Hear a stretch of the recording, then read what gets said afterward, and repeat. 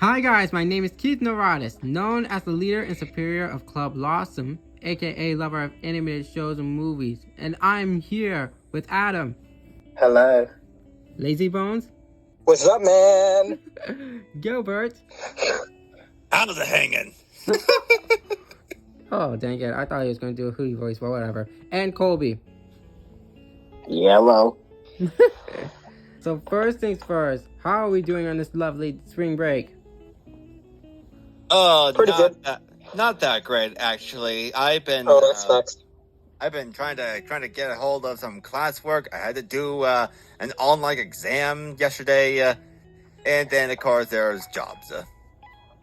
Oof. Me too. Like, I didn't even know That's not fun. That's not fun. I tried to rush myself to an astronomy test because yesterday I was at the movie theater to watch Uncharted, so I tried to rush myself, and oh my god, like I just came in there completely unprepared. I dropped out of astronomy actually at my time a few years ago. Oh really? How was the astronomy class? I did not. I could not. I support science. I really do. But I don't give a crap about stars or or what kind of moon it is, waxing, gibbon. I don't care. I don't. Oh my god. Wait, so you said you saw Uncharted yesterday? Yes, I did. How was it? Oh, the movie was good. I haven't seen it. I want to at some time, but I'm not sure. And I'm sure it's gonna be in the theaters at the moment. Yeah. I don't think I'm gonna see it. I mean, I don't know. To me, like it just kind of feels. It feels kind of cynical that they cast like Tom Holland and as this middle-aged man from the games just to pull more crowds to see the movie. I think this takes place before the initial games. Oh really? Yeah, but I know. Yeah, I think I did see that. But like, it just feels weird. Tom Holland does not look like a giant action star like Harrison Ford or Nick Cage. Hmm. Well, Harrison Ford and Nick Cage are much older men, and yeah, because they're older enough, and Tom Holland, he just looks like a kid. Well, that's the point. He's supposed to look younger in this movie because it's a prequel. Yeah, but like I still can't like see the marketing for it and just forget the fact that the guy who's playing him is basically Spider-Man.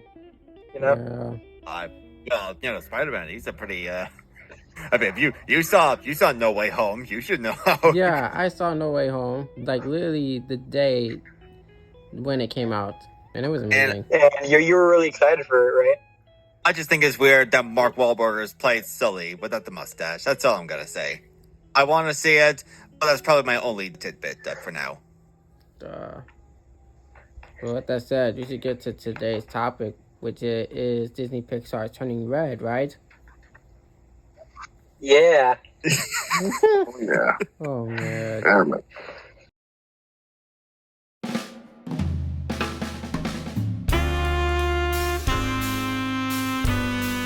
So first things first, thank you all for being in the watch party, which happened around Sunday, right? Sunday. Yeah, because it was the same day as Dana's live stream. So I tried to make it quick before the stream started. You know, it's funny you mentioned that. I only watched the first minutes of Dana's stream. Funny you mentioned that because while I was waiting for my shift, I could not watch or participate in the whole streaming thing. I couldn't watch it. But she did send the link to donate, and I donated a bit in there. But when I donated, it surpassed the initial goal of $10,000. Oh wow! And I think they made it $70,000. It made $70,000 donation. for the LGBT groups. That is like amazing. And not only that, we also saw a lots of drawings from Dana. Some are fun, like having V wearing that Guy Fawkes mask from V from Vendetta. Pretty funny. Remember the 5th of November. Oh my god. Now I want to hear V do the speech there. I want to hear who voices V? Do you remember? Michaela Dietz? I want Michaela Dietz to do V's speech from the movie. I want to see that happen. Plus, we even saw a new character from that Our House stream, right? The where? The Danish stream. We saw another new character that we might get to introduce. Yes. A two-faced person, which some people think is a cloaked figure with the moon on it. But for now, I'm gonna call him Two-Face. It's easier for me. I'm gonna call him Two-Face for now. So first thing first, how did you guys like the Turning Red movie so far? I have to say, I loved it. It is a lot better than I expected. I still do not like Tyler there. That boy there. He's just.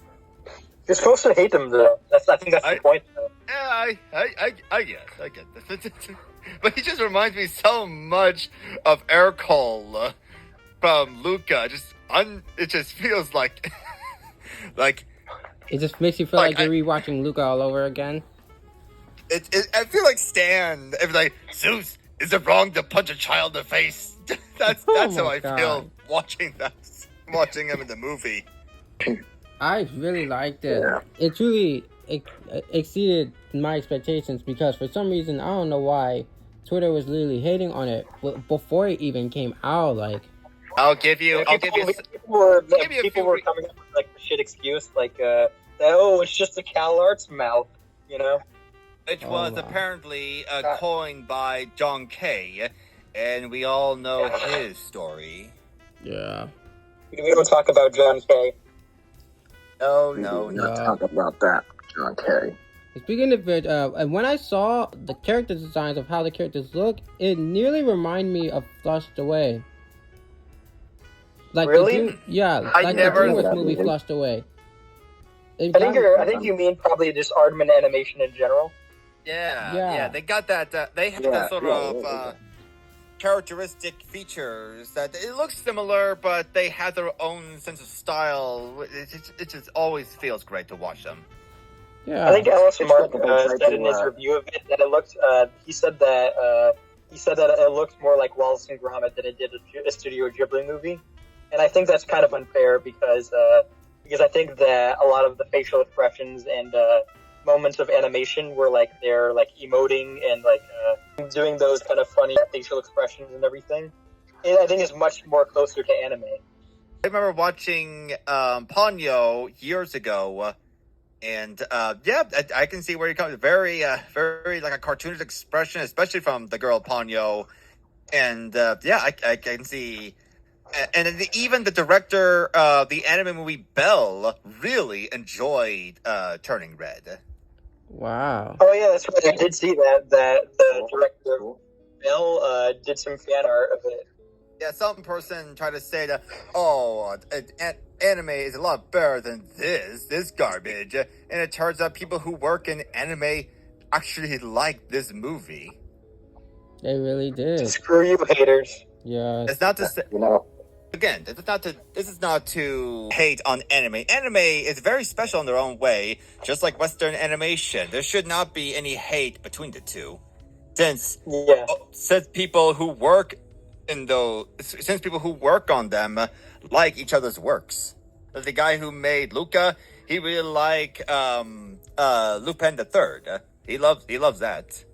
Shouldn't animation be everyone? Like, animation literally is for everyone. That's why it's for everyone, right? To enjoy it. Yeah, it doesn't matter. Both were animation. I thought we all like animation, right? Yeah. Isn't anime, translated to animation? So, that aside, Turning Red has exceeded my expectation wildly. It is It is funny. It is a bit awkward at some time, but that's what goes in middle school and growing up. And it just is visually beautiful. Yeah, yeah, of course, what I loved most about it was its unique voice compared to other Pixar movies. Because I think a big criticism of Pixar during the last decade and even during the 2010s is that they're making too many movies that just have to make you cry or whatever. Like that's the kind of studio that they're kind of labeled as. Well, I did not get that out of Turning Red. Like the whole movie is just so much fun and kind of color and everything like that. That even though there are definitely emotional moments in it, I think it's not really a movie that's directly trying to make everyone cry. I'm not saying that sad Pixar movies are inherently bad or anything. What I'm saying is this is just kind of refreshing, and unexpected, I guess, sort of, from that kind of formula. What I think is amazing with Pixar is they are actually trying to go to an entirely new direction. I mean, yeah, exactly. You got some fun movies. You got some action movies, which we're gonna have with Lightyear. You got some emotional movies like Inside Out and Soul. But with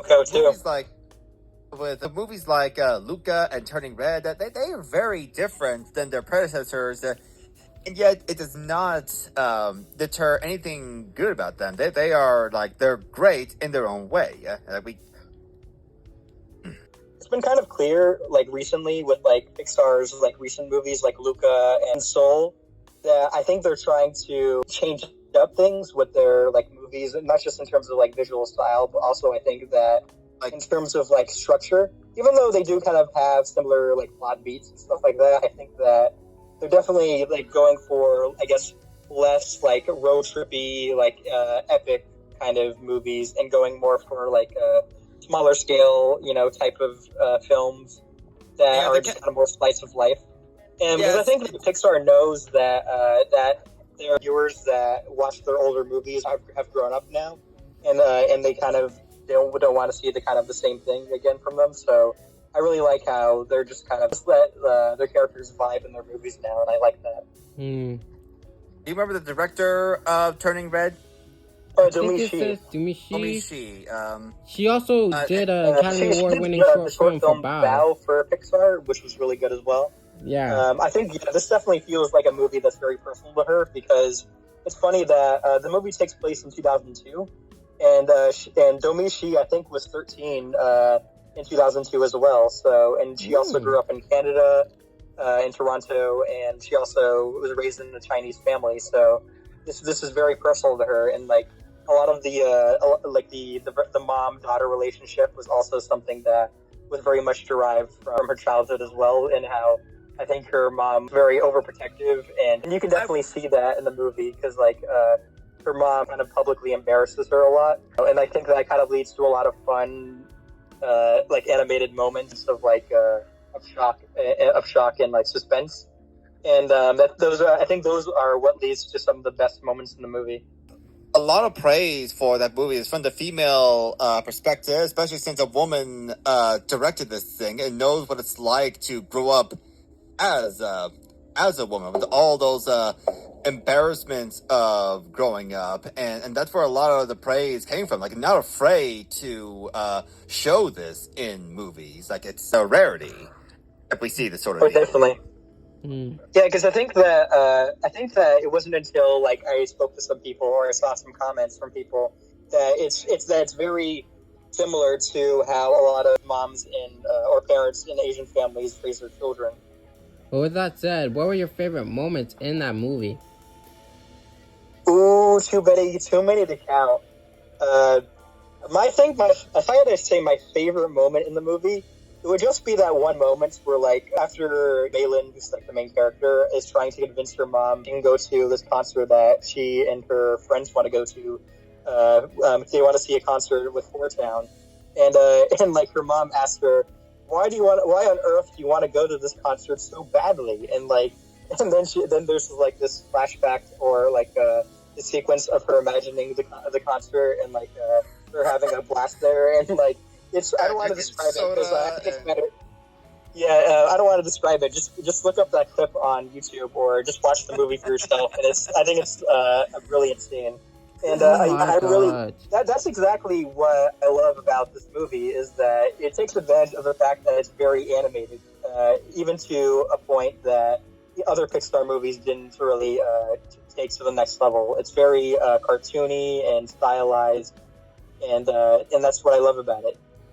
Well, my favorite is most likely the Tyler's birthday party scene because it only took me a while to see something that really caught my attention, which is the bisexual colors on the dance floor. I literally just saw the bisexual colors throughout the whole party scene. Like, it had me questioning, is someone bisexual in this movie? I think they were very much hinting at it. Through my eyes too at the dance scene. Where this one girl was dancing with another girl, and all those friends they were looking at each other like, "Ooh, look what she got here," and it feels like a subtle hint to me. I could be reading it wrong, but that's the vibe I got.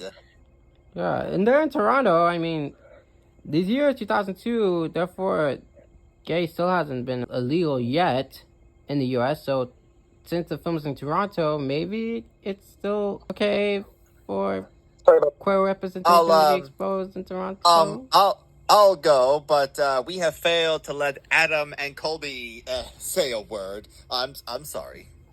Yeah. It's all right. Don't worry about it. Well, I liked it. I don't tell about this. You didn't love it? How dare you not love the same movie I do? Twitter users? Oh my god. In a nutshell. Yeah. Hey, well, I will say I had a blast reading some of the comments Twitter users made on this movie. There's one guy who tried to claim that this anime scene is way better than Turning Red, and it was a scene from Dragon Maid, which that. I'm gonna label it.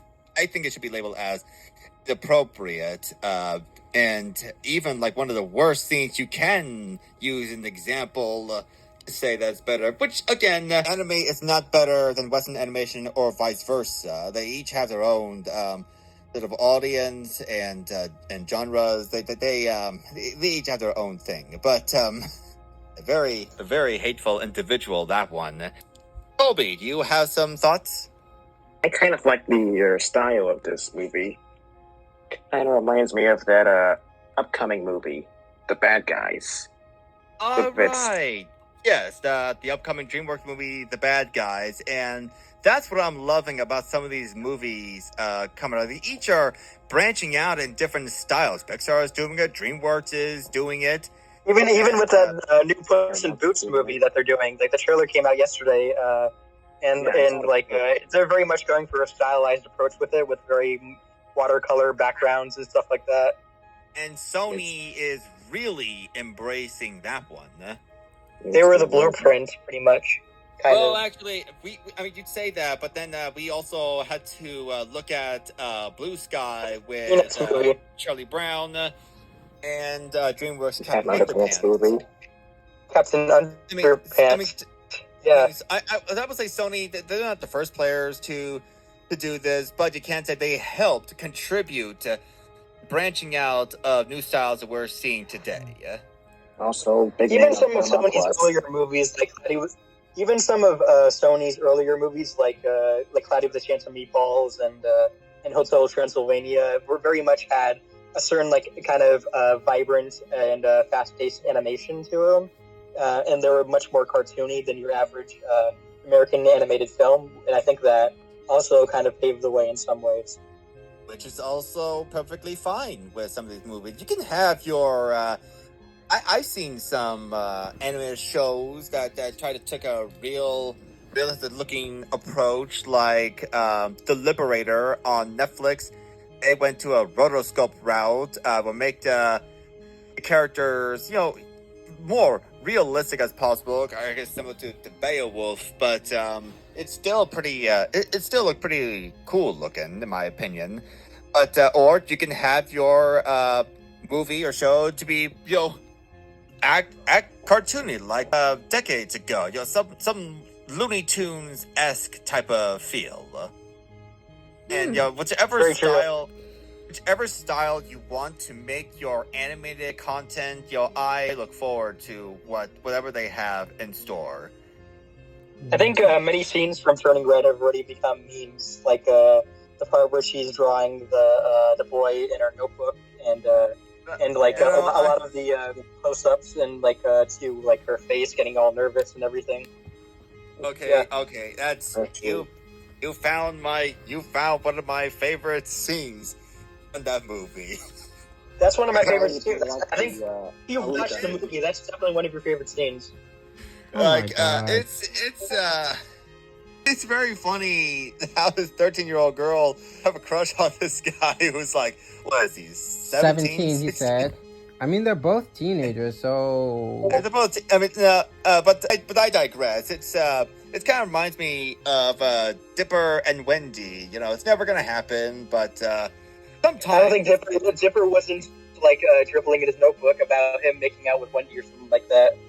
No, but he is making continuous plan to how he's gonna talk to her,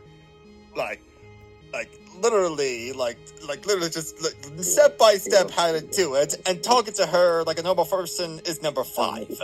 Oh my god. I guess you could say probably my biggest complaint of this movie, not that it happened, but there's nothing to follow up to it. When the mom finds her journal of all these drawings, and she went full-blown, stark raving mad. She's like, who is this? It was like, what was she drawing? And thank goodness she finally just showed us what she was drawing in there. Of him being a merman? Was that Yeah. That could have been that one scene alone could have been put out of context. There's a lot of scenes in the movie that could be kind of seen as almost, I guess, I don't know how to phrase it, but that's the one complaint I have in this movie against most of them. That is that guy deserved none of it. He's just some dude who works at a convenience store. He didn't do anything wrong. He doesn't even know this girl. I bet he's never even seen her. I think that's what makes it funny, though. I know that makes it funny, but I mean, I've seen this movie 3 times. I'm gonna be honest. I saw it the morning that it first premiered on Disney Plus, and then I saw it again with our watch party, and then I watched it with us, on Sunday. Still, she could have at least apologized to the guy. My only criticism with the movie is even though I love most of the character designs, especially the ones of May and her friends, the only character designs I don't like are the members of the band that they really like, and the members of the band that have that concert later on. They look like video game characters. They look like they came from Fortnite. Maybe that's the point, because none of the Port Town, none of the characters in that band have any sort of personality in this movie. So maybe they're supposed to be artificial in some aspect, like the band members of that band Mabel likes in that one Gravity Falls episode. Speaking of thought-provoking, doesn't discredit Turning Red from being a great movie. Speaking of thought-provoking, or should I say lack of thought at all, I'm hearing there are several parents who are complaining that this is a Disney movie, technically Disney Pixar, but that has a child disobeying their parents. Who does that? Who puts I've seen that too. Come on, this wasn't the only time though. Disney released movie ever. I'm sitting there thinking to myself, have you never seen The Little Mermaid, Mulan, or Brave, or Inside Out? Yeah. Where's the complaint for Inside Out, huh? Or Coco. Or Coco. This wasn't the only time. I remember seeing those type of movies and that happened beforehand, and yet no one talks about that. But when Turning Red, now you want to talk about it? Luca just came out less than a year ago, and that had the main character disobeying his parents' wishes. Where are these people coming from? My best guess, and you'll feel free to correct me on this. But my guess is it's very much which what we're seeing sometimes here. I seen it online. Racism could play a huge factor into that, especially against Asians. It's what we That see, sucks. which is more prevalent this year than what we've seen years ago, which is very unfortunate. Gross.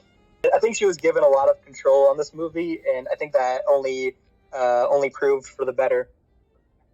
Yep, it's funny, it's cute, it's a movie that I did not think I would like. I was actually hesitant to watch it. I don't know if it was because of the style itself. I'm gonna be honest, or maybe I just wasn't sure whether I would like some of these characters. But given the chance, I just. I did not think I would laugh so much in a while. Which is why I want to rank it like at least a 7.7 to 10. I really enjoyed it. Ooh. I give it like an 8 out of 10. Funny movie with a couple of cringy moments, but it doesn't exactly deter from the overall enjoyment of the movie.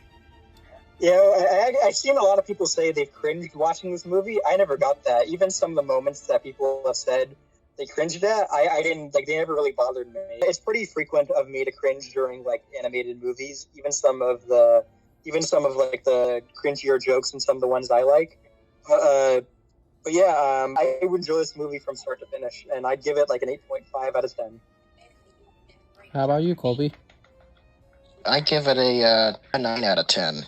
Whoa! Well, You wanna? I'm giving it a 9 out of 10 because I like the animation and the fact that this is taking place during the 2000s. You know, the year I was 2002, the year I was born. Yeah. And I think And, Lazy Wolf was born on that year too, right? Although it does have a few cringy moments. Well, probably about an 8.5, maybe a 9 if I'm generous. Oh, you sound like you really liked it then. I did. It's quite nice. It's a good movie. Nice. Oh. I wish you were talking about it a little bit more since you really liked it. And again, I really love the originality they really bring to Pixar. What's sad is that, with Onward, Soul, Luca, and Now Turning Red, with those 4 Pixar films being original films, they all were at Disney Plus. Except Onward. Onward was released in theaters for only like a couple of weeks because then theaters like closed worldwide because of the pandemic at the time. Yeah, they released it at the wrong time. Yeah, but like here they didn't really have that much of an excuse to put in theaters because the Batman came out a weekend before and that made a ton of money, and a lot of cases are starting to go down. Although I think it kind of sucks that Turning Red is like the third movie in a row where like a Pixar movie was written by someone that was very personal to their culture, and like the next Pixar movie that will most likely be released in theaters is Lightyear, which is just like another Pixar movie with the white protagonist, you know? Movies like Lightyear is all right. Having the type of character, it's all right, but it's also important for certain movies. Like if you want to get into the cultural, generational, traditionalism in your movie, it's better to either know your subject or have someone who knows the subject on board. Yeah, I guess what I'm more saying is that like now is the time that like Pixar's movies are starting to feel very culturally diverse, and now they're just going straight to Disney Plus when their next movie is like Lightyear, which is not very. I guess time will tell on that one, but the fact that it's another Toy Story related movie, it just kind of sucks. The people who worked on those movies have expressed their disappointment in there, and it's even been revealed that the executives, i.e. Bob Chapek, forced them to cut down on the LGBT characters or themes in there when the people who work on those movies really wanted to put those in there. Like those background characters you see in LGBT, they didn't want to be like that. They wanted to be more forward into that representation. The executive forced them, not to. And that's just downright terrible. That's a shame. Like, it's a terrible Disney censoring any sort of representation in their movies. Who could have seen this coming?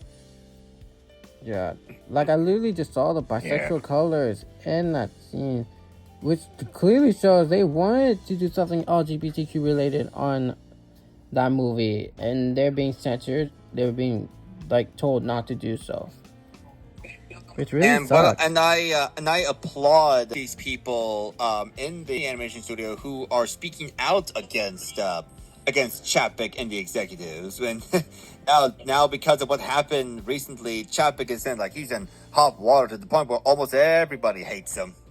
Yeah. Almost. Yeah, no, I think. Do you think that they're gonna try to get him out of office? I guess sort of Disney office, or whatever. I guess time will tell. I'm hoping, at least. Me too.